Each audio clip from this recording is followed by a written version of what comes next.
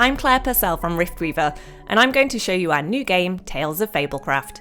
Fablecraft is a virtual tabletop role-playing game in the style of D&D or Pathfinder, but streamlined so you can pick it up and start playing in minutes.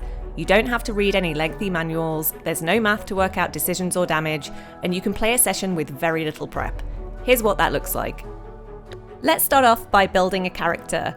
Now we're going to start by choosing a name, and while I'm tempted to agonise over this decision, I'm going to leave it in the hands of the name generator gods, and yes, they have not let me down. Fablecraft is set in the magical world of Mythos, and player characters play mages, people who can wield the magic of the world better than most. You can choose to be from the dramatic highlands, the sweeping long meadows, the vibrant noisy coral coasts, or the mysterious wildwoods. I'm going to go with Coral Coasts.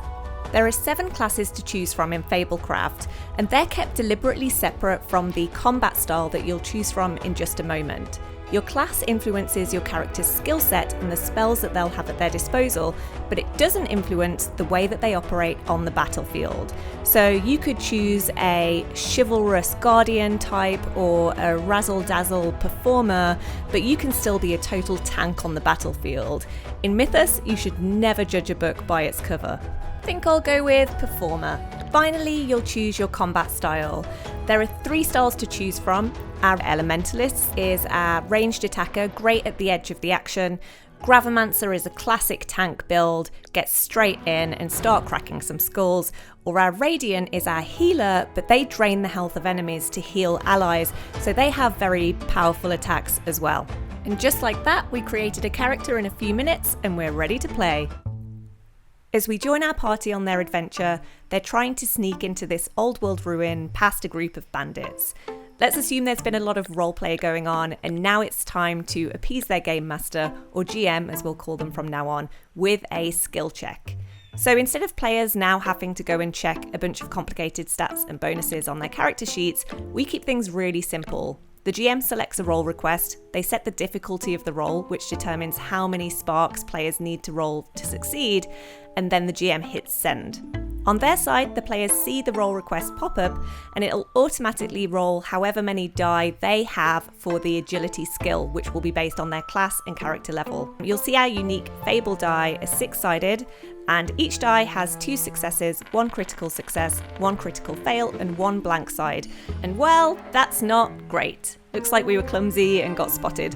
Still not sure why the sage thought they could do the difficult agility check, but they seemed very confident at the time. I'll talk more about GM tools in just a minute, but what's great about Tales of Fablecraft is that everything's drag and drop. It's super easy to jump into combat, there's no waiting around for setup, it's a couple of clicks and you're ready to go.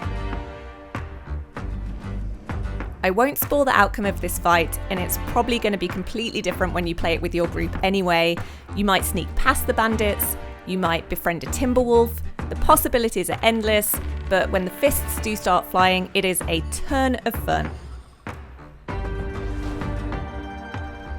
We know that it can be time-consuming and intimidating to run a TTRPG for your friends. So that's why our pre-made adventures come with a step-by-step GM guide that walks you through each session. You can absolutely homebrew your own adventures too, but let's take a quick look at what the GMG has in store. So here we are in the Longmeadows, and the players are about to meet Dill Tallgrass. As the GM, I've just read a scripted read aloud section that's helped me to set up the adventure, and all I need to do is click here to bring up Dill's artwork. There are also roleplay prompts, skill check request buttons, and various little details along the way. Everything's here in the GM guide, making it super easy for new or busy GMs to run campaigns with little to no prep time. But what happens when talk isn't enough and a fight breaks out? That's as easy as grabbing a battle map, setting out the enemy tokens, and placing the party in their starting positions. And voila, you're ready to fight. I'm in a charitable mood, so I'm only going to use 1 really nasty attack on my players. I'll make up for it later when they least expect it.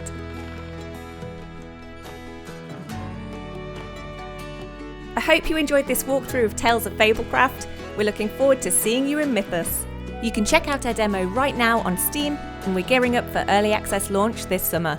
Wishlist Tales of Fablecraft on Steam. We'll see you soon.